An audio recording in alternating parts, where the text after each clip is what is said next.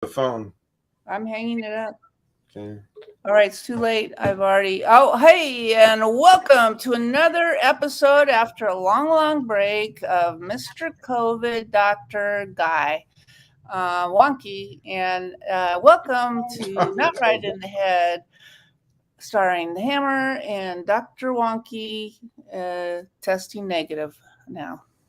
Uh-huh. I can't hear you. You Oh, can't. maybe I need to turn up my audio. Let me see. That Okay, would help. there we go. All right. This is a very sophisticated technical group. This is the first time we're broadcasting to YouTube. So, all you people that may have been looking for us on Facebook, forget about it. Forget about it. How will they find us now? If you think you found us, we've outfoxed you. Yeah, yeah. And that's what you're trying to do in the broadcast business is outfox them and hide, right? Yep, that's Yeah. right. Avoid exposure at all costs. This is Okay. this is not truth social. This is truth antisocial.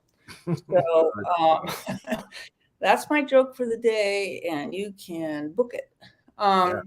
So we have a topic today, and maybe Dr. Wonky knows it. Do you, Dr. Wonky?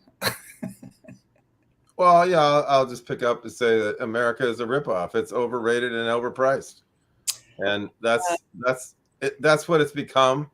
Uh, I just heard a report that today the poverty level for a family of four in the United States, the income poverty level is $100,000.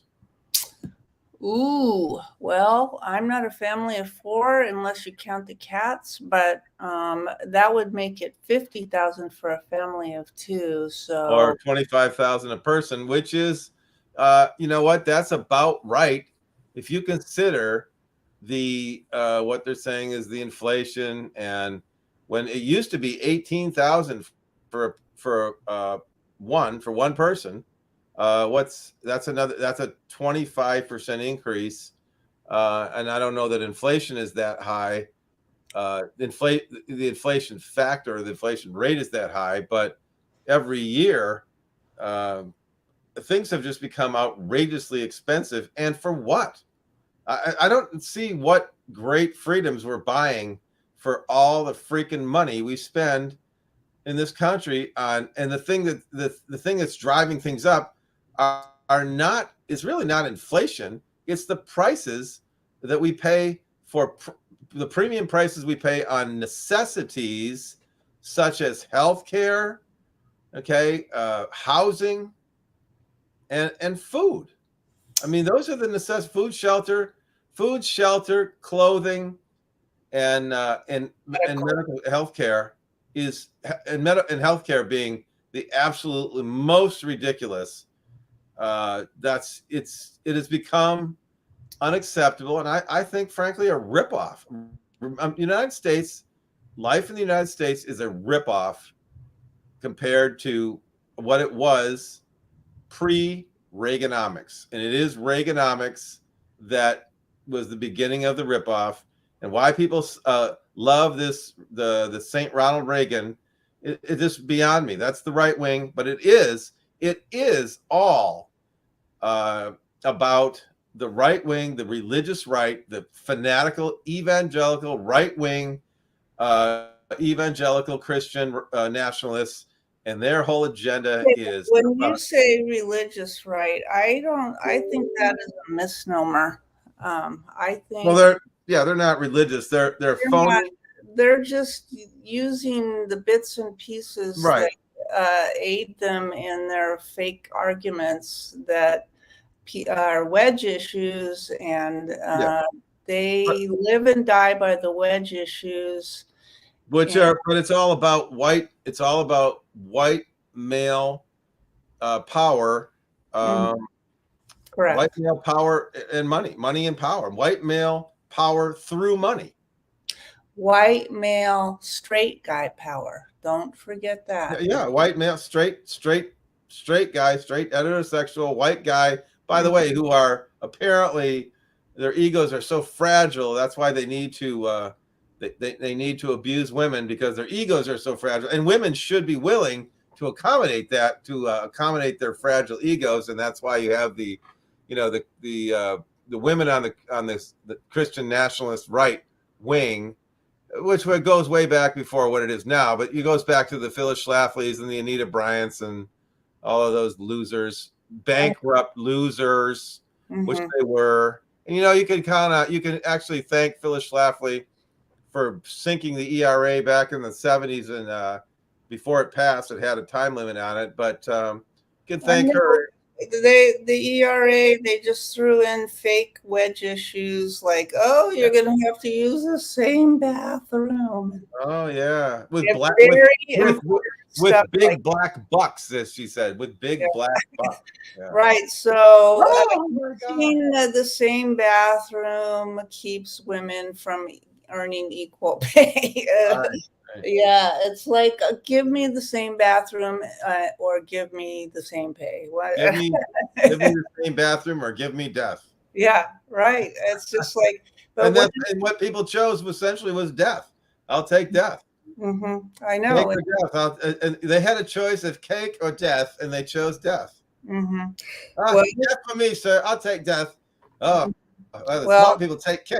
But I'm glad to hear that you say you blame men, and I do blame men. I absolutely do. So I think there should be a program established. It doesn't have to be governmental, but it could be just to mainly just phase out the men. And well, how about this? I mean, it's men with these pathetically fragile egos because they're so afraid they can't get it up.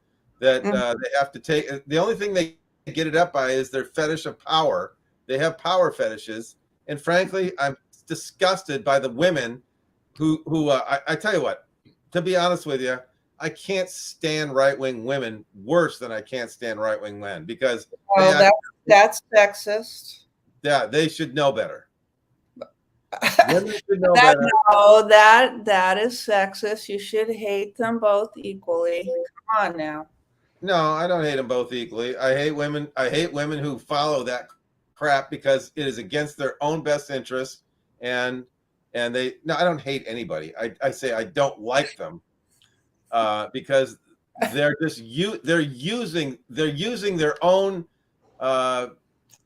they're degrading themselves and becoming decadent to support the power of someone else who they think will support them. This is the ultimate of just sucking up to power because they really don't believe they have what it takes to get what they need.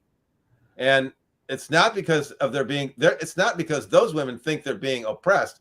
They'd rather be oppressed and take the drippings, the pan drippings, rather than get what they can get on their own.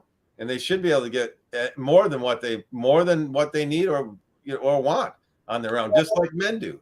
Okay, but I mean, those same women who you hate more than the men are more than willing to oppress others that they consider a lower status. Yeah, they're by the way, they're willing to oppress other women. Or men that they of course or men, anybody. They're willing to trot on anyone. They're willing to be the overseers and trot on other women. And that's the whole thing about Hillary Clinton. Who abandoned Hillary Clinton in 2016 was other women. 53% of white women voted for Donald frickin' Trump. Okay, and I hope. And did they really think that? Oh, they'll never get over Roe versus Wade overturned. What were they thinking, or were they thinking?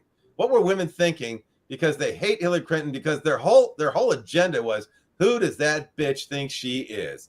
That's how women think about each other. Yeah, but this is the thing about Hillary, that because I was, I guess it was the new era of Rush Limbaugh when he first came out, and I listened to him, not because I agreed with him, but I just couldn't believe somebody was spouting what he spouted, and I thought maybe I should learn about this person.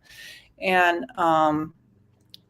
that was back, I want to say, in the 80s. And they were bashing Hillary. Wait, when did Bill Clinton? When was he in the 90s or 80s? Bill Clinton became president in January 20th of 1993. Okay, all right. So it was in the 90s. Yeah, So, but Rush Limbaugh came on the national airwaves I think it was 1988. It might have been 87. Okay, well, somewhere along 5 years before that, he was a local coming up local in Sacramento. in Sacramento, Right, and I think he kept losing jobs until one day. He did. He started in St. Louis. In St. Louis. He ended up in Sacramento, and that's where he started. In Sacramento, of all places, he actually got a foothold. By the way, Rush Limbaugh, who was the great Ronald Reagan fan, never voted for Ronald Reagan. He never voted. He never voted until after Ronald Reagan was out of office. He never voted. The first vote he ever cast for president was in 1992. He voted for George H.W. Bush. Yeah. He never voted for Ronald Reagan. And then he railed against the Clintons because he jumped on the bandwagon of people who hated the Clintons back from their days at Yale Law School. And there's a whole pile of people. Yeah, that's what I was trying to say is that he was spewing Hillary hate from the second that she became first lady. I mean, nobody spewed first lady hate until then, ever. Right. And right. They were after her for his whole time in office. And then after he got done, she went to New York to become a senator, and they were even more anti-Hillary. And it was growing and growing and growing until, I feared for her life from them. And this by 1992 or 1993, when Bill Clinton took office and she was the first lady, it had been 25 years since they were at Yale Law School, and there was a whole bunch of people from Yale Law that just hated them. And I mean, there are a number of names. I won't go into who the names are, but I could. But the fact that they hated them and they couldn't stand it that Bill Clinton became the governor because he was more successful, because he was smarter and more charismatic than any of them. Most of these people that hated him got nowhere in life. They, for being Yale law graduates, they really didn't go anywhere. They certainly didn't become the governor of any state, and they certainly didn't become a president of the United States. So they just hated the Clintons. It was jealous. It was basically old college law school jealousy.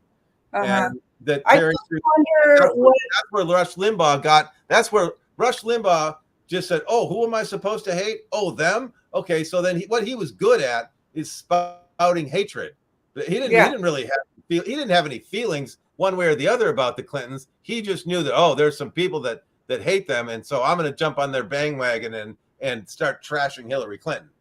Yeah, well, in the early days, it really seemed like he was less serious about his hate, and that you're right, he was just doing it just to do it, and I think he realized that his listeners took him seriously, the ditto heads, and so he was laughing all the way to the bank. But then I think as the years went by, he started believing the monster he had created was really him. He started believing in himself. Yeah, he started believing. He was like so many of these people. He was a pathetic individual who had no. So he was like the Glenn Beck. Glenn Beck was a pathetic alcoholic until he went dry. But when he went dry, he was a dry drunk. He was still an asshole. This guy is definitely, yes. I mean, his waning days, some of the stuff he said, I was like, oh my God, let me shoot you now. He was mostly a self-loathing person, and so he turned his self-loathing into hating other people. Because he really couldn't, Rush Limbaugh, as much of a gut as he had, never had the guts to actually look at himself. Right. He was like just because he had too much of a gut to get into to look at himself in the mirror. He couldn't see himself over his gut. He had too much guts. He had too much guts. well. I can hear that analogy on over and over. Not to not to. Oh, I think we were talking about inflation, but well, that's right. But the whole thing comes down to white male power and money, and it's the inflation that we're having, which is I can go just the short form is this. Reaganomics, as I said, was the problem because it was called supply side economics or trickle down, and that's why we lost all our jobs and we imported.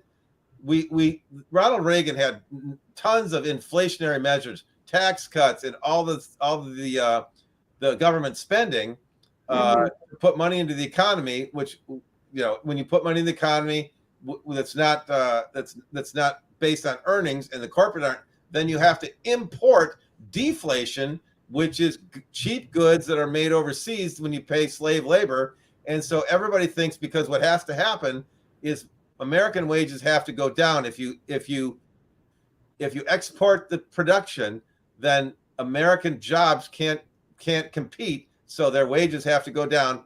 But then what you have to do is import cheap goods. You got your cheap, what used to be a CD player. The first first single CD player I ever saw in 1983.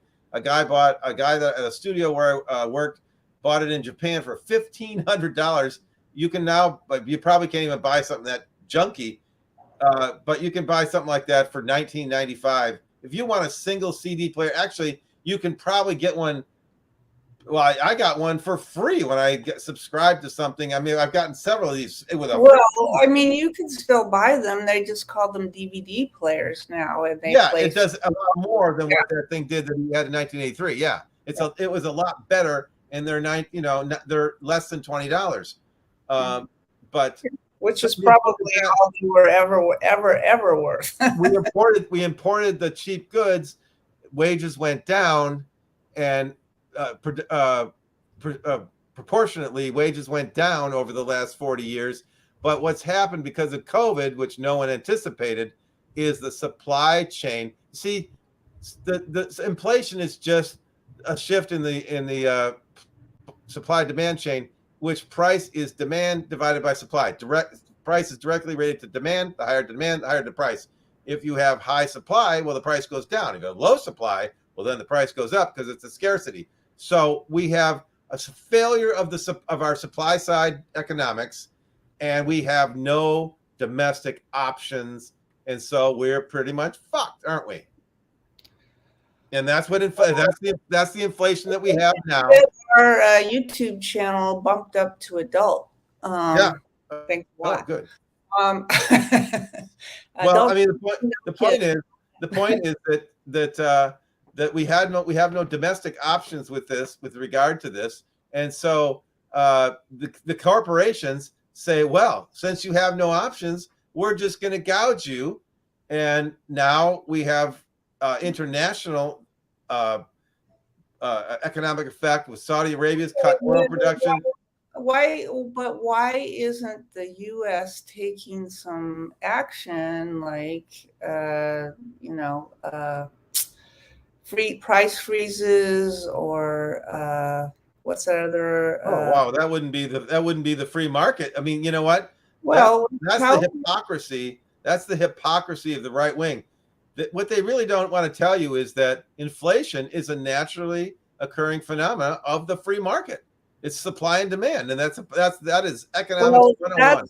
That's the naturally occurring. But I think the gouging, right, on necessities, that's the problem. And well, then what we could do, and this is a matter of politics, is that yes,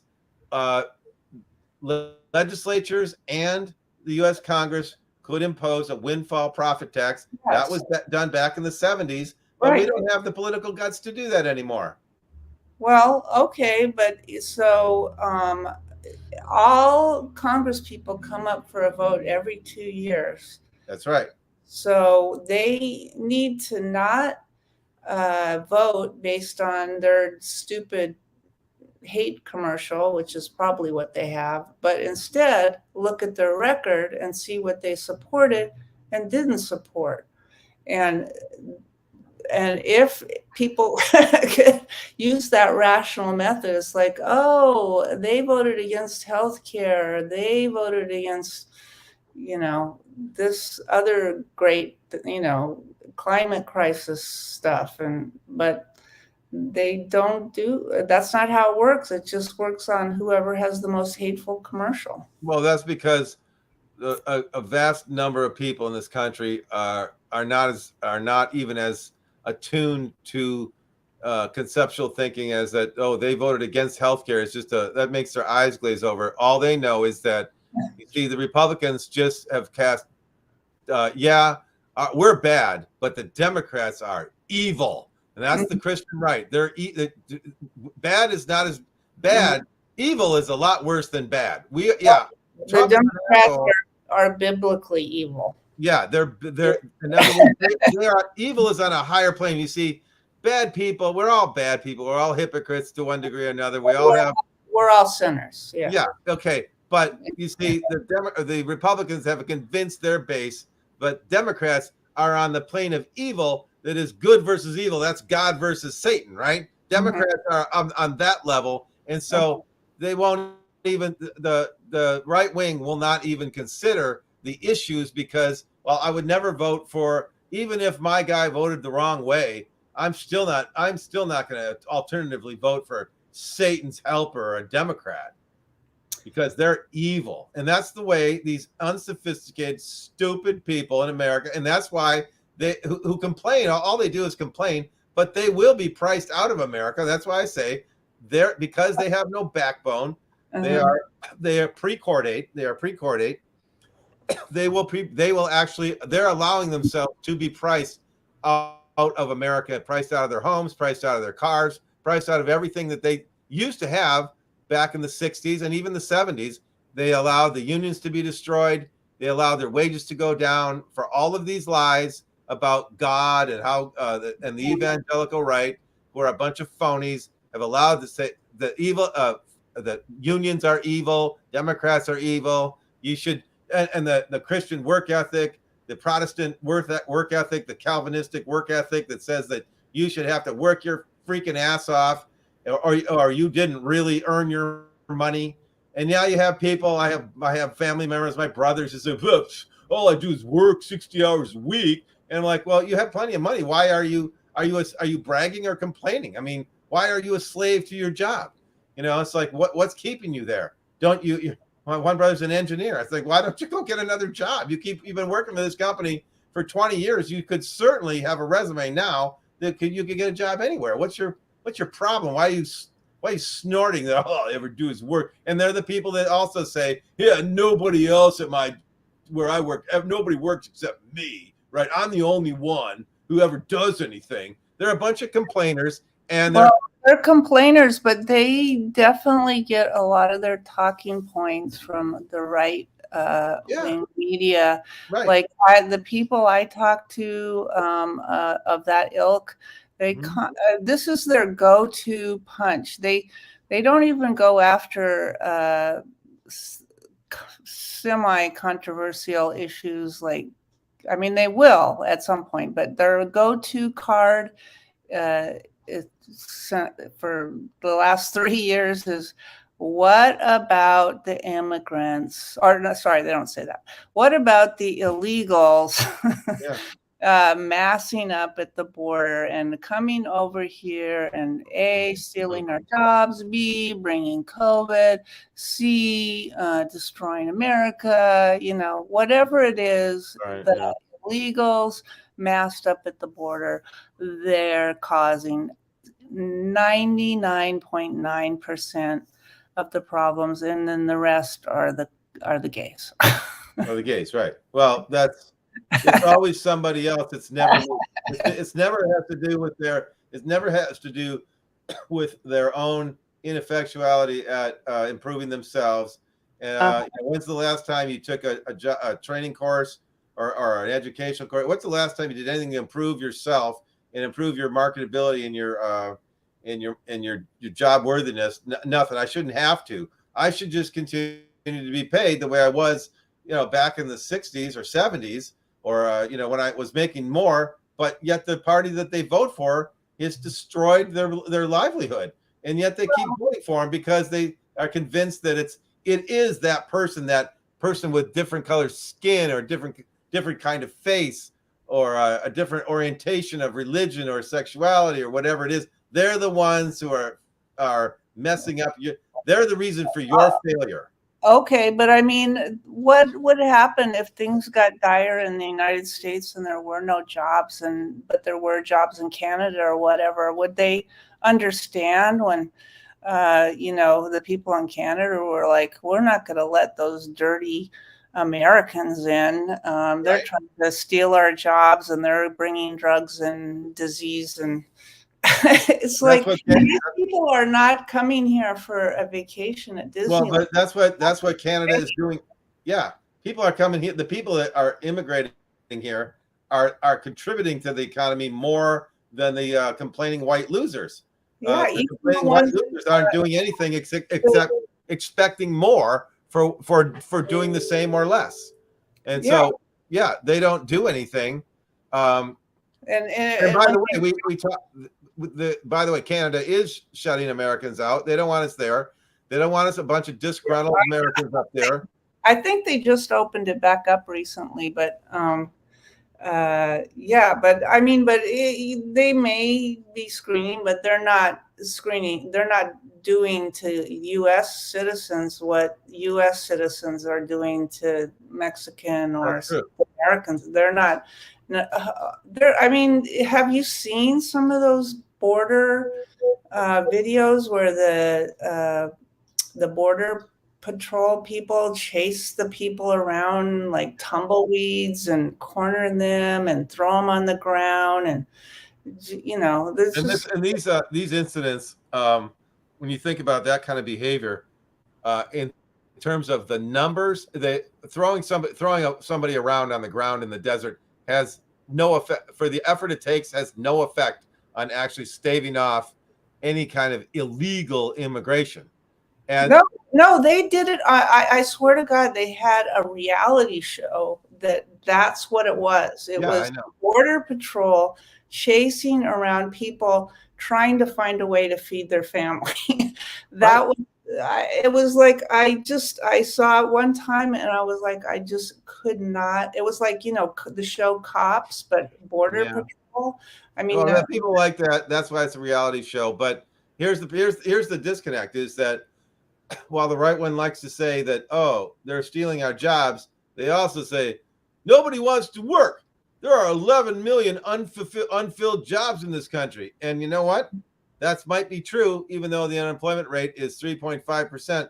The other 11 million jobs, number one, half of those have existed in California for the last 20 years, and nobody wants to fill them. Nobody can fill them because the rest of the low-life losers in the Midwest aren't qualified to, and they won't move to California because they don't want to live with a bunch of liberals. And and not only that, they won't do stuff like pick crops. They won't do that. They won't pick crops, and they won't do tech, and they're not qualified for tech work.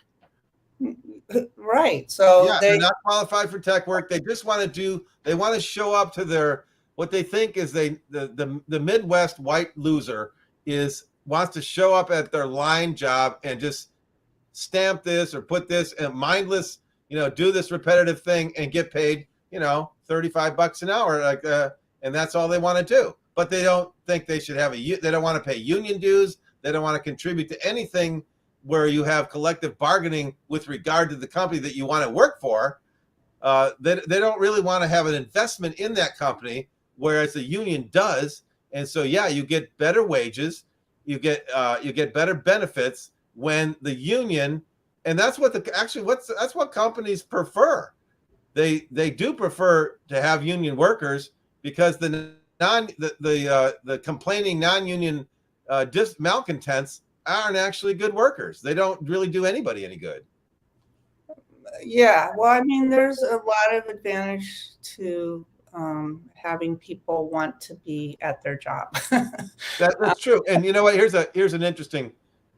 In 2018, the Janus decision, Janus versus the Public Employees Unions in Illinois, where the court overturned the 1977 Abood versus Detroit School Board. And what that case was about is Abood said that, not people who choose not to be in the union still have to pay fair share union dues for the representation that they do get from the union, because the union is required to represent them in disputes, and they do get hired. They still get the same wages as union members. They don't get lower wages. But so what happened is in 2018, the court overturned that and said, oh no, you don't have to pay fair share union dues. You can still be protected by the union and not pay any dues at all. Well, what happened was everyone who's, for instance, in education, everyone who's been in that has heard the always complaining teacher who says, I don't have to do that. I want to do that. I don't want to have to show up for I'm not being paid extra to go to parent teacher night. And so the administrations know that these kinds of people are simply bad employees. And so one of the school districts in the Seattle area, now remember, the decision says that the union cannot compel people to be a part of the union to join, but the employer can. The employer can say, as a qualification for this job, you have to be a union member. And that's what one of the school districts that I saw posted their advertisement, said union employees only need apply. And the right wing went out of their freaking minds. They said that union membership was a qualification of employment, and the employer has a right to do that. Well, I agree with that, and now we have come to the end of another exciting show. So, thank God. Thank you, everybody who will watch this. I'm pretty sure with a fine-tooth comb. And we look forward to your feedback. But for now, this has been Not Right in the Head, starring the Hammer and Dr. Wonky. That's right. He knows who he is also. So we all know who we are here. We will catch you next time. And okay.